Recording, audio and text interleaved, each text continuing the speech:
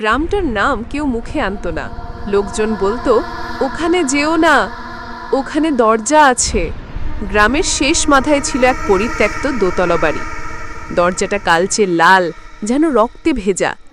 নখের আঁচড়, ফাটল ধরা কাঠ আর ভেতর থেকে আসা এক অদ্ভুত কাঁপুনি। রাফি ছোটবেলা থেকেই এই দরজার গল্প শুনে আসছে। গ্রামের যে ছেলেরা একদিন ওখানে ঢুকেছিল তারা আর ফেরেনি। এক বর্ষার রাতে আকাশ গর্জাচ্ছিল। হঠাৎ বিদ্যুৎ, আলোয় ভেসে উঠল সেই বাড়ির ছায়া। রাফি আর তার 3 বন্ধু বাজি ধরল, যে দরজাটা খুলবে সেই হচ্ছে গ্রামের সবচেয়ে সাহসী। হাসি ঠাট্টা করে তারা পৌঁছালো বাড়িটার সামনে। দরজাটা সেদিন অর্ধেক খোলা, নিজে নিজেই কাঁপছে। হঠাৎ ভেতর থেকে শোনা গেল, রাফি! বন্ধুরা থমকে গেল, কিন্তু রাফি জেদে সামনে এগোলো। সে দরজায় হাত রাখল। ঠক! দরজা খুলে গেল। ভেতরে ঘন অন্ধকার, শুধু একটি নীল মোমবাতি টিমটিম করছে। দেয়ালে ঝুলছে পুড়ে যাওয়া ছবি, ছেঁড়া পুতুল, মাথাবিহীন পুতুলের ছায়া। হঠাৎ ধবাং! দরজা নিজে থেকেই বন্ধ হয়ে গেল। রাফির বন্ধুরা বাইরে, আর সে আটকা পড়ল ভেতরে। ঘরটা বদলাতে লাগলো। দেয়ালগুলো যেন নড়ছে, শ্বাস নিচ্ছে। মেঝেটা নরম, চামড়ার মতো। রাফি দৌড়ে আয়নার সামনে গেল, কিন্তু সে নিজের মুখ দেখল না।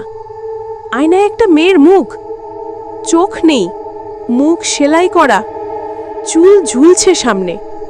হঠাৎ আয়না থেকে বেরিয়ে এলো ঠান্ডা হাত, গলা চেপে ধরল রাফির। তুই এসেছিস, যাকে আমরা অনেক দিন ধরে ডাকছি। তার শ্বাস বন্ধ হয়ে আসছিল। তখন চারদিক থেকে বেরিয়ে এলো ছায়ারা, তার বন্ধুরা, কিন্তু তাদের চোখ নেই, মুখ সেলাই করা, হাত অস্বাভাবিক লম্বা। সবাই একসাথে ফিসফিস করে বলল, আমরা এখানেই থাকি। হঠাৎ মেঝে ফেটে গেল। ভেতর থেকে উঠে এলো লাশের স্তূপ। সবাই এক দৃষ্টিতে তাকিয়ে আছে রাফির দিকে। একটা কঙ্কাল উঠে দাঁড়িয়ে বলল, এই ঘরে ঢুকলে আর কেউ বাইরে যায় না। ধীরে ধীরে সামনে এলো সেই মেয়েটা। তার মুখটা পরিষ্কার হলো। সে রাফির মতোই দেখতে, একই মুখ, একই চোখ। সে মুচকি হাসল, তুই আমি, আর আমি অনেক দিন ধরে এখানেই আছি। তারপর চারিদিক অন্ধকার হয়ে গেল। পরদিন সকাল, বাড়িটার সামনে পড়েছিল রাফির জামা, রক্তের দাগ, কিন্তু রাফি নেই। গ্রামের লোকজন আর কোনোদিন সেই বাড়ির দিকে তাকায়নি। তবে দরজার আয়নায় এখন দেখা যায় একটা নতুন মুখ, রাফির মুখ। চোখ নেই, বিকৃত হাসি। আর গভীর রাতে যদি কেউ সেই দরজার সামনে যায়, আয়না থেকে ফিসফিস করে ভেসে আসে, ভেতরে আয়, তোর জন্য জায়গা খালি আছে।